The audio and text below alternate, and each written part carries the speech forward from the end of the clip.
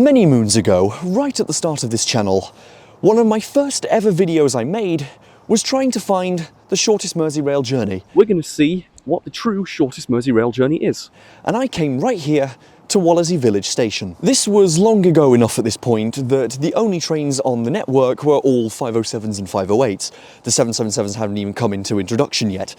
But when I made that video, I vowed to always come back when the 777s were fully in service and the PEPs were all gone. And, well, I've kept my promise. Here we are, 2.5 years later, the 777s are now fully in service, the PEPs are entirely gone, and yeah, we're going to see if the shortest Merseyrail journeys have actually got even shorter now, thanks to these new trains with their improved acceleration, deceleration, everything like that. Should be a funny little experiment, nice little throwback to the very beginning of the channel. So, I'm here once again at Wallasey Village.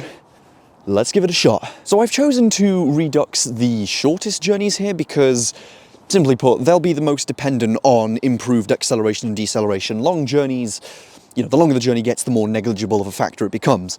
But here, you know, we can speed up quickly, decelerate quickly, and it should make the shorter journey shorter. It should have the most impact on it, essentially. So anyway, I actually have to find what the previous time I got was. I've actually not checked it yet. Let's go look at the old video. And if we compare the average times, we can conclude... Okay, 1 minute 9.8, that was what I got. So if we get anything faster than that to a significant degree, then that will prove the hypothesis true.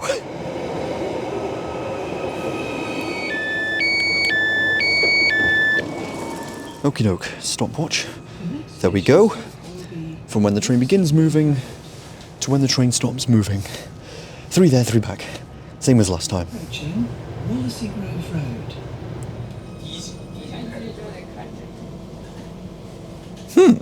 Interesting. That's interesting. 1 minute 6.87. So only a couple of seconds faster than the average last time. But again, that's only the first trial. We've still got 5 more of these to do yet. So mildly annoyingly, this is the station where the trains cross over.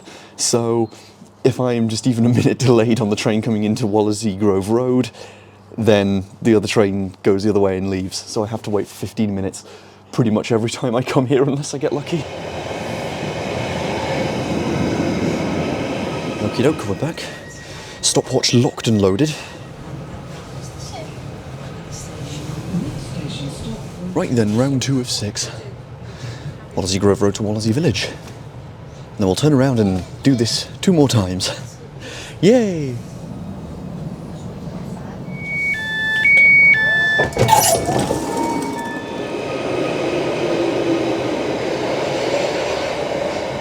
Right then, so 109 on here for the second trial. So far, it's not actually seeming to be really any faster. Interesting. I'm actually surprised by that. Huh. Well, we'll keep going. Funny side note to mention, by the way, the totems here for the stations, they still have the design of like the PEPs on them for their train logo. They still live on in spirit. Bitte keine heiße Asche einfühlen. Is that please no hot ashes something? It's been a while since I did German. I dropped it in year 9. Also got to remember to actually get in the back of the train this time, because that will put me near the stairs and probably slightly increase my chances of hopping on the train as they cross over at Wallasey Grove Road and not have to wait 15 minutes. Okay, so trial number 3. See if this is any different. Come on, leave. I was holding the phone up to the camera for like a minute straight, but then I realised that we were waiting because we were early and the guard was trying to keep the time. Oops. I do understand it's not all up to the train, you know, with its acceleration, speed and whatnot, because some of the factor is also the driver with like how much they want to put the throttle on and stuff, so there's a lot of factors at play, but...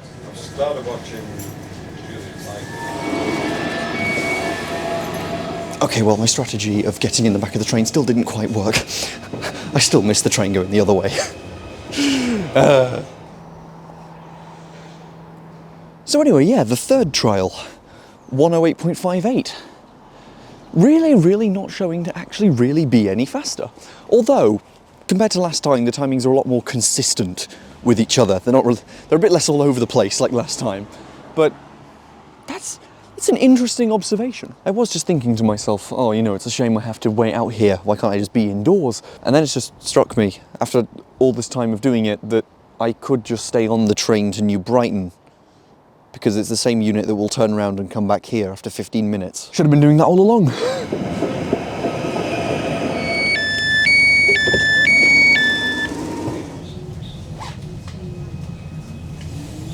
Ooh, okay, the driver, I can really feel the acceleration on this train in particular. I feel like the driver's kind of gone at it a bit more.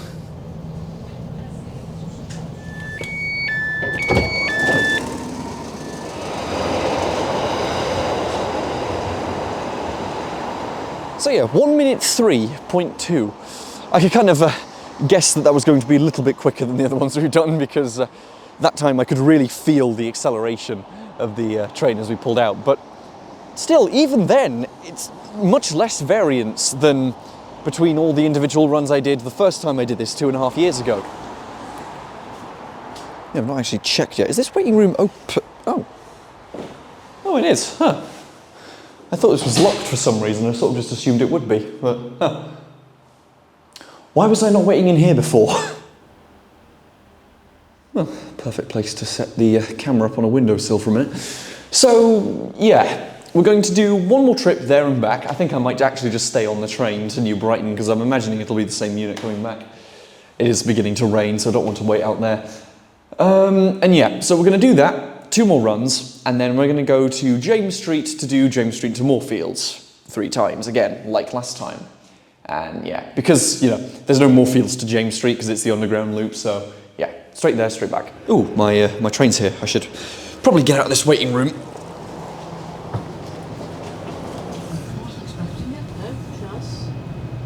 Oh, okay, we actually left a couple of minutes early. Maybe I will make the train coming back the other way this time. We are now approaching Merseyrail Road. And there's time.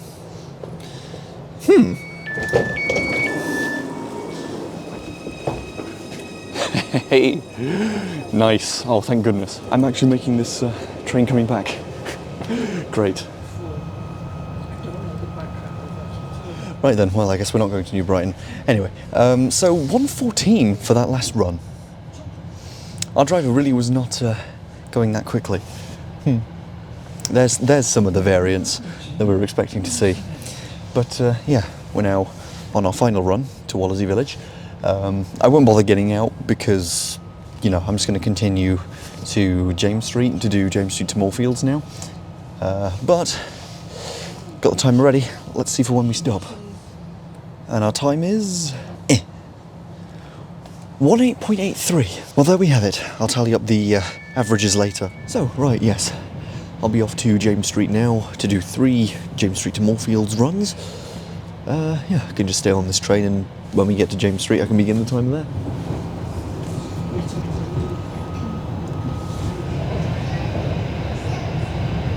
Okay, so we are now under the Mersey between Hamilton Square and James Street. Got the timer ready for when we eventually get there, and we'll time it.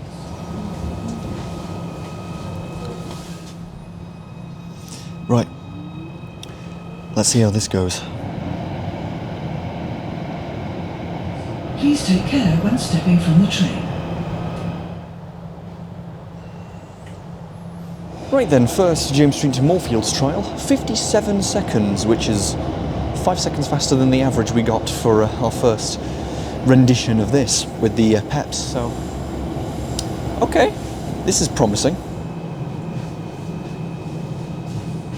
Well then, anyway, so I'm going to remain on this train, go all the way around the loop back to James Street, get out, change to the other platforms, and once again, James Street to Moorfields, round again, James Street to Moorfields 3rd time, and then we're done.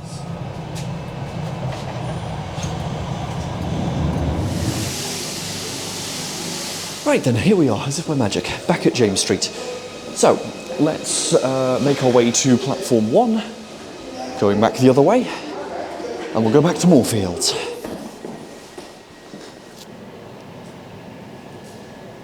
Right, well, welcome to James Street's very weirdly, eerily empty platform 1. There's a train, I think I can literally hear it coming right now.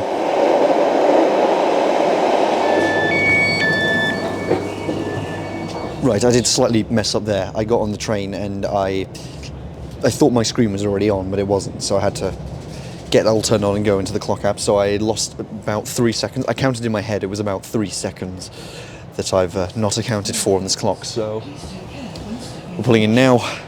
I'll just stop it 3 seconds after we stop. Okay, 1, 2, 3, there we are. Okay, 1 minute 3 for the second trial. Well then. The next stop is Lime Street. Please change here. Alright, just add that to the notes. There we are. 1 more to go.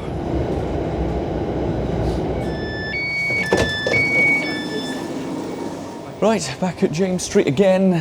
1 more timing to do. I think I hear one pulling into platform 1 right now. Let's try and be quick about this. Yep, 1 right here. Cool. Nice. Seamless transition. Okay, so timer here. When are we going to begin moving? There. Okie dokie. Last timing.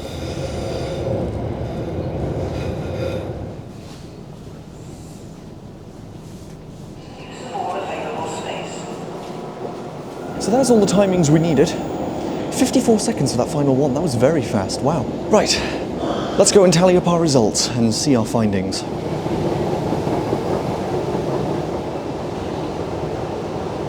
Okay, so I've got all my timings written down here on my phone, and I'm just going to quickly put them all into my calculator and just see the average for all those. So for Wallasey Village to Wallasey Grove Road, our average time was 1 minute 8 seconds .43, which is only about 1 second of variation from when it was all peps.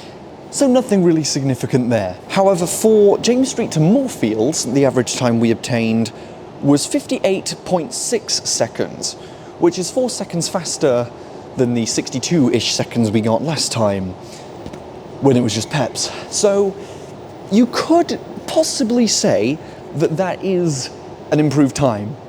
But then again, Wallasey Village to Wallasey Grove Road being unchanged kind of flunks that. So, however, given we did more runs for Wallasey Village to Wallasey Grove Road, I think we can more safely say that they're a little more reliable. So, overall, I'm going to say that Merseyrail, as of right now, hasn't really got any faster with all of the 777s in place. I'm assuming the timetabling is all the same, so they still have to keep to them, and therefore, you know, not very much changes. Complete disclaimer though, this is not a very scientific test, so take everything here with a grain of salt. It's more just a bit of fun more than anything, just to see if there's any real noticeable difference. But there you have it. Those are some of the changes, or, well, lack thereof, of the Class 777s now that they are all in service and have replaced the PEPs. So I hope you found this somewhat interesting, or at least, you know, found it somewhat informative, best you could. So, thank you for watching, and I'll see you next time. Goodbye. And of course, a huge shout out to all my patrons and channel members listed on screen now. Thank you all so much for supporting the channel.